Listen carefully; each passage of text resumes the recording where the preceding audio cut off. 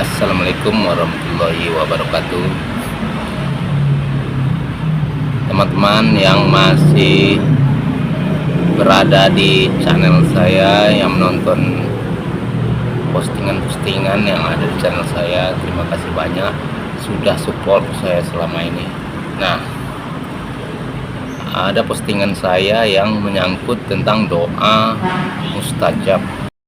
Video ini Sallallahu ala Muhammad Sallallahu alaihi wasallam, Sallallahu ala Muhammad Sallallahu alaihi wasallam. Begitu juga dengan amalan mustajab.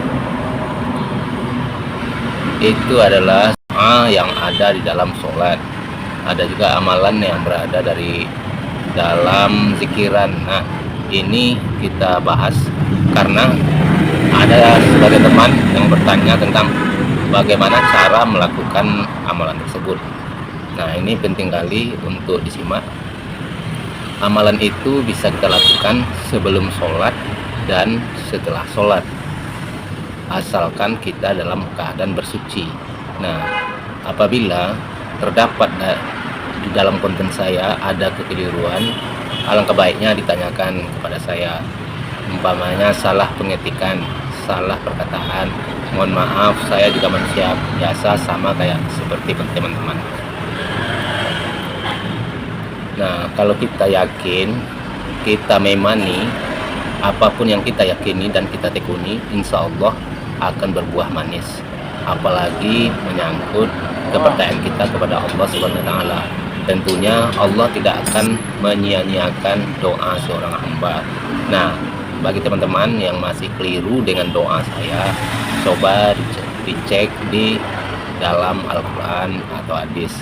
Insya Allah di sana jumpa apa arti dari doa-doa yang saya posting di video-video short saya lainnya.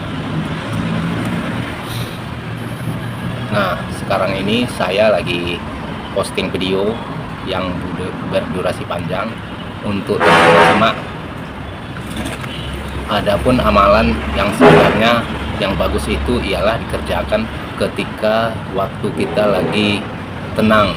Di sana kita bisa lebih fokus dan lebih khusyuk untuk melakukan ibadah tersebut. Contohnya sholat malam. Sholat malam itu setidaknya kita lakukan jam 10 malam, setengah 11, ataupun setengah 1 malam pas terbangun dari tidur.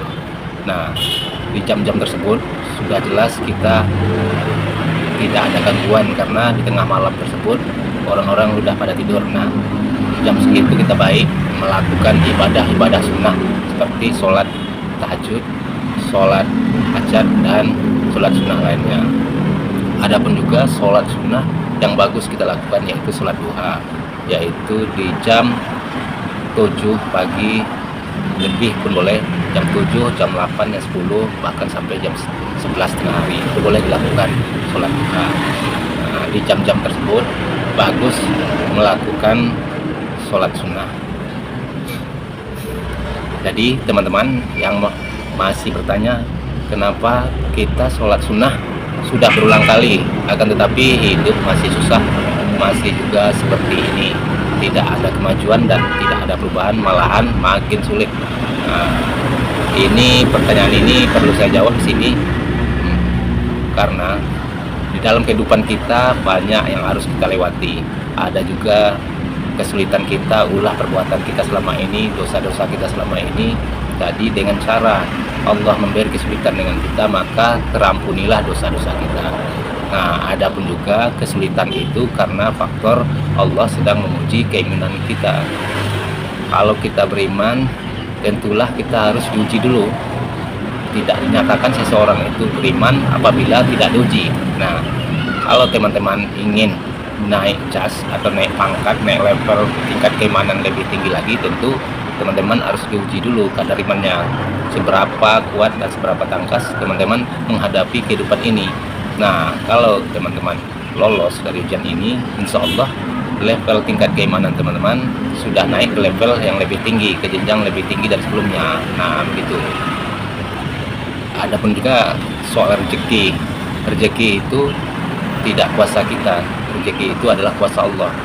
Allah itu suka memberi rezeki terhadap siapa saja yang Dia kehendaki, tidak pandang bulu. Nah, kalau kita kan ibadah, taat semuanya, mengerjakan yang baik, meninggalkan larangannya, belum tentu juga rezeki kita dimudahkan. Begitu juga sebaliknya, ada orang yang belasakan, tidak mau ibadah, semeraut, tapi mereka diberi Allah rezeki yang melimpah. Nah, ini kehendak Allah, bukan kehendak kita. Insya Allah kalau kita selalu mengikuti alurnya, apapun model rezekinya, insya Allah diberkahi, diberi keberkahan oleh Allah. Nah, perbedaannya cuman itu, orang yang tidak taat ibadah walaupun rezekinya melimpah tidaklah berkah. Berapapun banyak rezekinya, yang namanya tidak berkah itu tak ada harganya, tak ada nilainya, maksudnya tidak bermanfaat untuk dirinya. Nah, kalau rezeki kita sedikit tapi berkah, alhamdulillah sudah diberi jalan terbaik sama Allah, manfaat terbaik bagi Allah untuk kita, yaitu manfaatnya memang berkah untuk kita dan keluarga kita, walaupun sedikit tapi bermanfaat gitu. Nah, sekarang ini zamannya zaman yang modern, banyak orang menggunakan media sosial untuk berdagang. Nah, teman-teman, saya beri solusi ya. Di media sosial banyak jualan online. Mungkin teman-teman tidak cocok dengan pekerjaan sebelumnya, cobalah berdagang online. Mana tahu di sana tempat teman-teman rezekinya terbuka lebar. Dan jangan lupa banyak berselawat dan ibadah sunnah lainnya untuk membuka jalan masuknya rezeki. Nah, dengan usaha demikian, insya Allah rezeki teman-teman akan dimudahkan oleh Allah. Jangan khawatir. Demikian